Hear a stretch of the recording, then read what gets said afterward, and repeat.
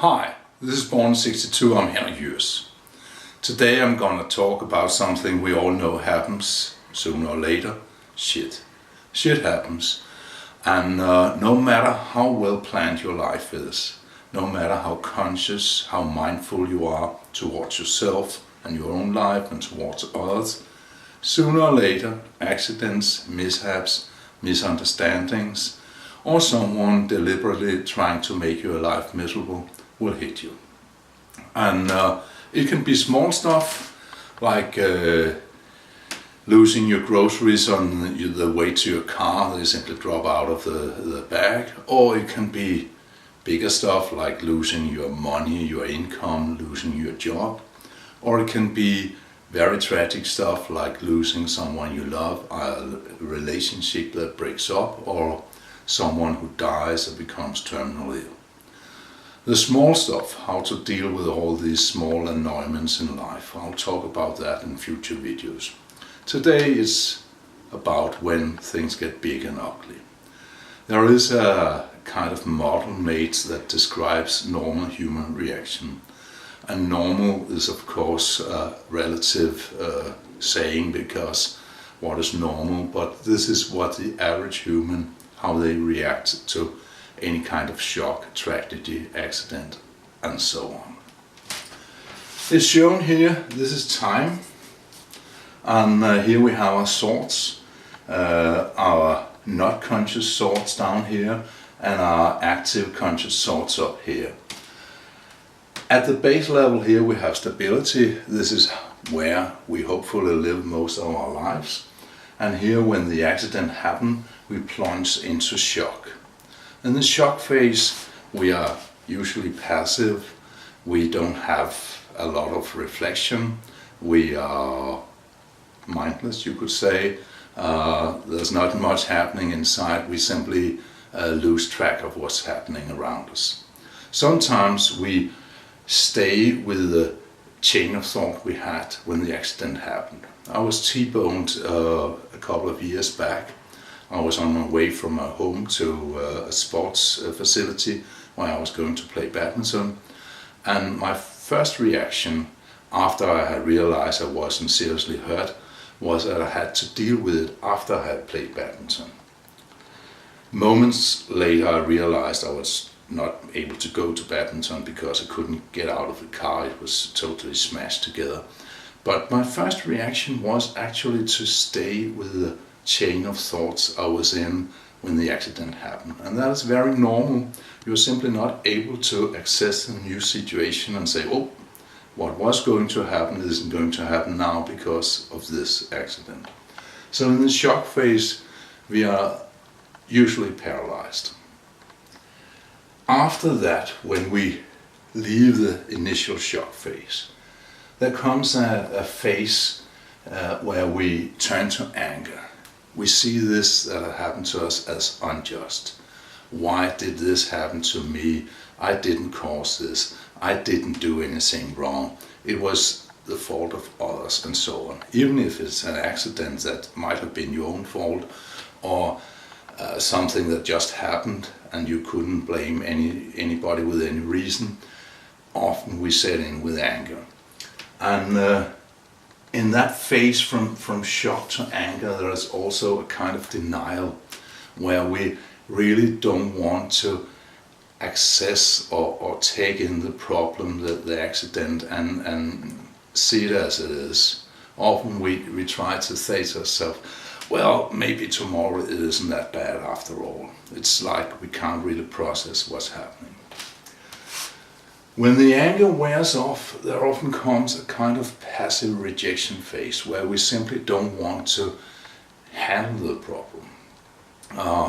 An example could be people who are told that the function they have at the workplace are being shut down and there will be jobs for them, but they have to find out what they want to do next.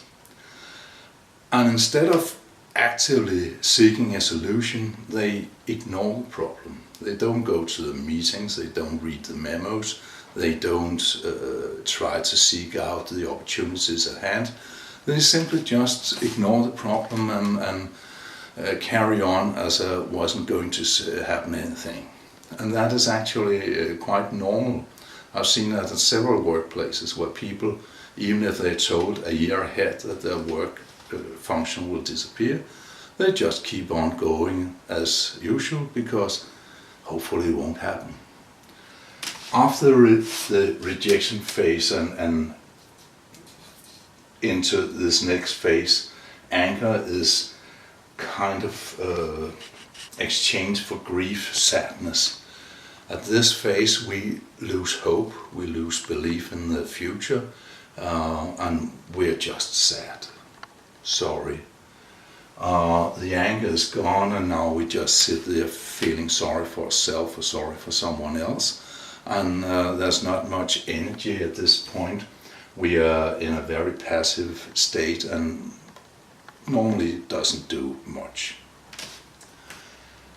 This phase, when we start using our active thoughts again, with that comes acceptance. We accept what have happened, we accept what has been going on, and with that acceptance also comes the ability to take action.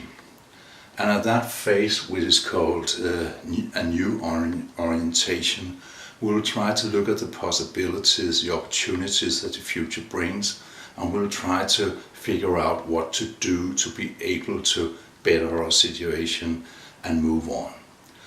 And that phase is really important, but because that phase is where we try to shape a new future after what has happened.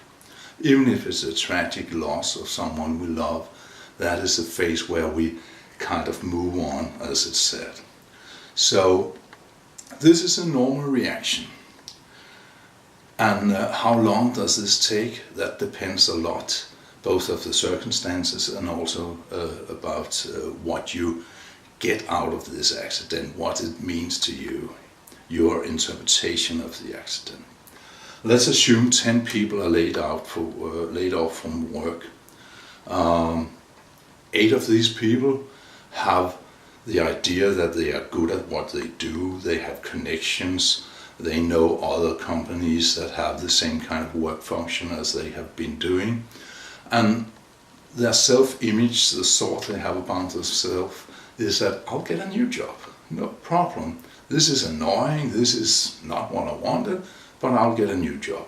So there will be a small shock. There will for everybody, but it might just be a little bump. And then you say, fuck them, I'll get a new job. The anger phase is also a bit of, okay, if that's the way they want to play, it's fine with me. And then they are over here, accept the problem and take action to move on. But the 2 out of the 10 that have a self-image that I'm not good at my work, I'm too old, I have no connections, I'll never get a job again, I'll lose everything, I will lose my income, I'll lose my home, maybe I'll get divorced, everything will fall apart.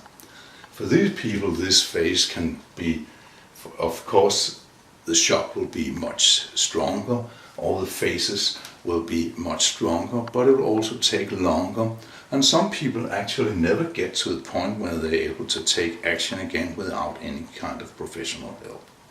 So it's very individual what your own perception and reaction will be.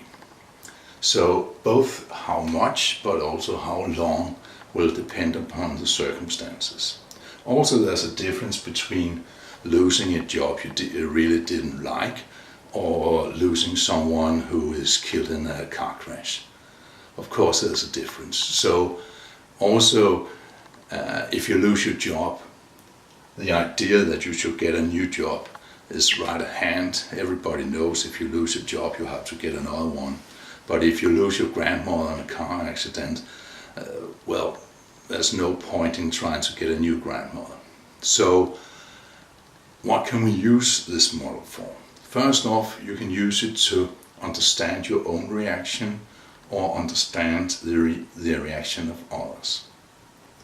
In this phase, in the shock phase, if we turn to this model, and if you haven't seen the video, I suggest you see it afterwards, And this model about the comfort zone, the learning zone and panic zone, it lies here that when you're in shock, when you're in the panic zone, you only have 3 reactions.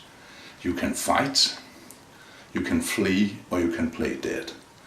And in the Western world, the modern Western world, being laid out from work, it's not a really good idea to strike down your boss and say, hey, I didn't want that. Or to just run away. I've actually seen that happen. I've seen people being laid off and one of them simply ran out the door and disappeared. It's not something that helps matters. So what most of us do is actually this playing dead. So when we say here we are in a passive state of shock, that is playing dead. The normal modern way of playing dead is not throwing yourself to the ground and sticking your tongue out and play dead. It is just standing like this and waiting for it all to go over. So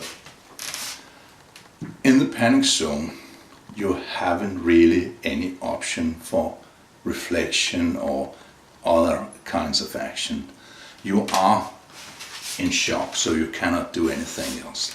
But if you have a little choice, if you feel that you actually can think, and if you remember the model, and that's not likely in that situation, but if you do, it's in most of the time better to play dead than to fight people or just run away. So that passive state of shock is sometimes better than, starting a fight with someone who's just standing by.